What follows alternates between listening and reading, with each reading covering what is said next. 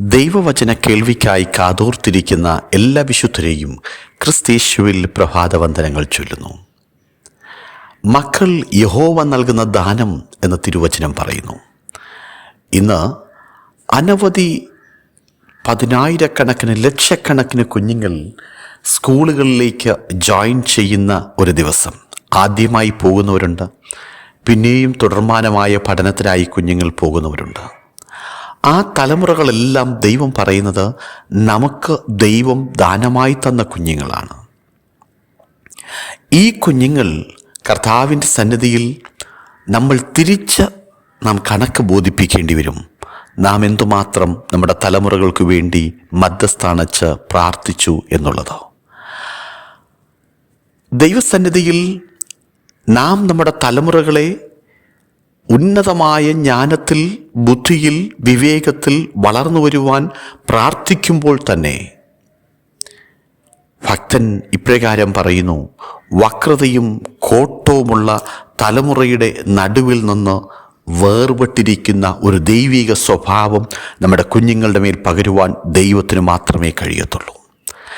ദൈവികമായ വചനങ്ങൾക്ക് മാത്രമേ നമ്മുടെ തലമുറയെ വേർപെടുത്തുവാൻ കഴിയത്തുള്ളൂ. നോക്കൂ,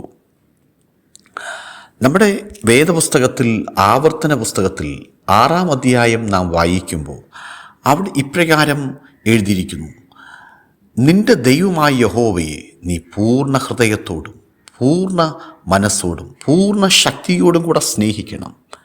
യഹോവ നമ്മുടെ ദൈവമാകുന്നു. എനിക്കൊരു ദൈവമുണ്ട് എന്ന് നമ്മുടെ കുഞ്ഞുങ്ങളുടെ ഉള്ളിൽ ഒരു ചിന്തയുണ്ടാകണം. എപ്പോഴും ഒരു ഉറപ്പുണ്ടാകണം: എനിക്കൊരു ദൈവമുണ്ട്. എൻ്റെ കർത്താവിൻ്റെ ദൈവമാകുന്നു. എൻ്റെ യേശു എൻ്റെ പാപത്തിനായി മരിച്ചു. മറ്റുള്ളവരുടെ ചോദ്യങ്ങൾക്ക്, സഹപാഠികളുടെ ചോദ്യങ്ങൾക്ക് പലപ്പോഴും കുഴഞ്ഞു പോകുന്ന തരത്തിൽ നമ്മുടെ തലമുറ ആയിപ്പോകാതിരിക്കേണ്ടതിന് നമ്മുടെ തലമുറകൾ കർത്താവിൻ്റെ സന്നിധിയിൽ വളരെ ഭയമുള്ളവരായി, ഭക്തിയുള്ളവരായി, ദൈവവചനം വായിക്കുന്നവരായി, പ്രാർത്ഥിക്കുന്നവരായി തീരുവാൻ നാം പ്രാർത്ഥിക്കുവാൻ തയ്യാറാകണം. അവർ ആത്മാവിൻ്റെ അഭിഷേകത്താൽ നിറയപ്പെടണം. എന്നാൽ അവർക്കാവശ്യമായ സകലതും നൽകി ആദരിക്കുവാൻ നമ്മുടെ ദൈവം പര്യാപ്തനായ ദൈവമാണ്. സങ്കീർത്തനങ്ങൾ വായിക്കുമ്പോൾ സകല ചരാചരങ്ങളും, സകല ജീവജാലങ്ങളും, കടലിലെ മഹാമത്സ്യങ്ങൾ പോലും തീൻ കിട്ടേണ്ടതിന്, ആഹാരം ലഭിക്കേണ്ടതിന് തൻ്റെ സൃഷ്ടാവായ ദൈവത്തിങ്കിലേക്ക് നോക്കുന്നു.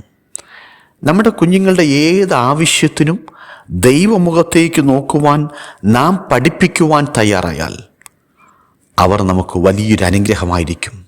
ഏതാവശ്യത്തിൻ്റെ നടുവിലും നമ്മുടെ കുഞ്ഞുങ്ങൾ പ്രാർത്ഥിക്കുന്നവരായി, അപ്പനോടോ അമ്മയോടോ പറയുന്നതിന് മുൻപ് ദൈവത്തോട് പ്രാർത്ഥിക്കുന്ന ഒരു ദൈവിക സ്വഭാവമുള്ള തലമുറയായി നമ്മുടെ തലമുറ മാറുവാൻ ഇടയായിത്തീരും. വിശേഷ ദിവസങ്ങളിൽ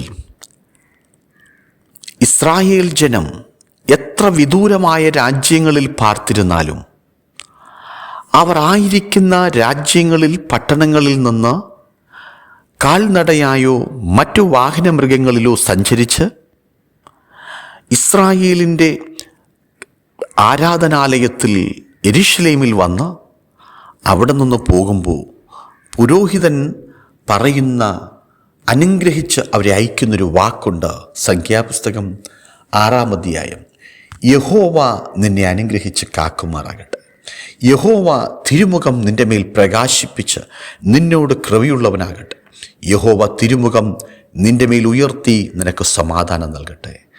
ഇങ്ങനെ അവർ ഇസ്രായേൽ മക്കളുടെ മേൽ ദൈവത്തിൻ്റെ നാമം വയ്ക്കണം. ഞാൻ അവരെ അനുഗ്രഹിക്കും. ദൈവം പറയുന്നു, ദൈവം അവരെ അനുഗ്രഹിക്കും. നമ്മുടെ വാഴ്ത്തപ്പെട്ട കർത്താവ് കുഞ്ഞുങ്ങളെ യേശുവിൻ്റെ അടുക്കൽ വിടുവാനാണ് പറഞ്ഞേ. യേശുവിൻ്റെ അടുക്കിലേക്ക് നമ്മുടെ തലമുറകളെ കൊണ്ടുവന്ന് ആ കർത്താവിൻ്റെ കരം നമ്മുടെ ഭവനങ്ങളിൽ പുരോഹിതനായിരിക്കുന്ന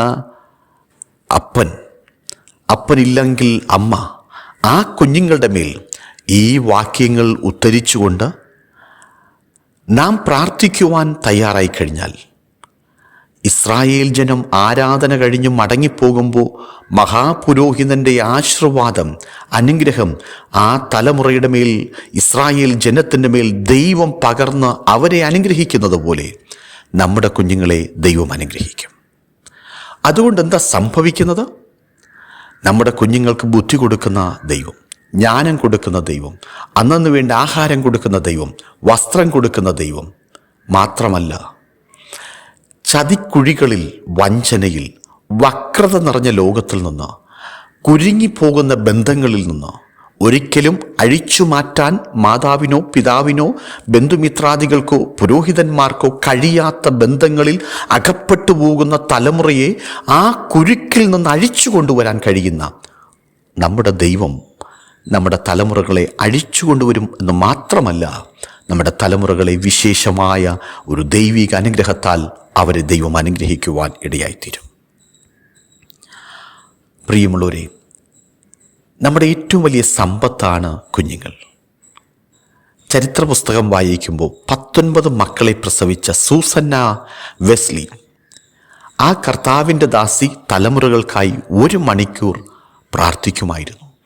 ഈ 19 മക്കളെ പ്രസവിച്ച് അവർക്ക് വേണ്ട ആഹാരം പാചകം ചെയ്ത്, അവർക്ക് വേണ്ട വസ്ത്രം സ്വന്തമായി തുന്നി, വീട്ടിലെ കാര്യാദികൾ ചെയ്ത് 1 മണിക്കൂർ ആ മക്കൾക്ക് വേണ്ടി പ്രാർത്ഥിച്ചപ്പോൾ ലോകമറിയപ്പെടുന്ന പ്രസംഗിയും ലോകമറിയപ്പെടുന്ന പാട്ടുകാരനുമായി ജോൺ വെസ്ലിയും ചാൾസ് വെസ്ലി എന്നറിയപ്പെടുന്ന 2 സഹോദരങ്ങളെ, 2 മക്കളെ ദൈവം ആ അമ്മയ്ക്ക് എല്ലാ കാലത്തും കൊടുത്തു. ലോകത്തിന് ആ അമ്മ പ്രദാനം ചെയ്തു എന്ന് പറയുന്നതായിരിക്കും ശരി. നമ്മുടെ കുഞ്ഞുങ്ങളെ ലോകപരമായ വിദ്യാഭ്യാസത്തിന് അയക്കുമ്പോൾ പുരോഹിതൻ അനുഗ്രഹിച്ചയക്കുന്നത് പോലെ ഇന്ന് അനുഗ്രഹിച്ചയക്കുക. ഉള്ളിൻ്റെ ഉള്ളിലൊരു ചിന്തയുണ്ടാകട്ടെ, ഞാൻ എൻ്റെ ദൈവത്തിൻ്റെ രാജ്യത്തിനായി എൻ്റെ തലമുറകളെ കർത്താവെ വേർതിരിക്കണമേ. യാക്കോബിൻ്റെയും യോഹന്നാൻ്റെയും അമ്മ പറഞ്ഞതുപോലെ എൻ്റെ കുഞ്ഞുങ്ങളിൽ ഒരുവൻ ഇടത്തും ഒരുവൻ വലത്തും. ആ നിലവാരത്തിൽ നമ്മുടെ കുഞ്ഞുങ്ങളെ അനുഗ്രഹിച്ചു പ്രാർത്ഥിക്കാം. ദൈവമായ കർത്താവിൻ്റെ അനുഗ്രഹം നമ്മുടെ തലമുറയുടെ മേൽ വ്യാപരിക്കട്ടെ. May God bless U.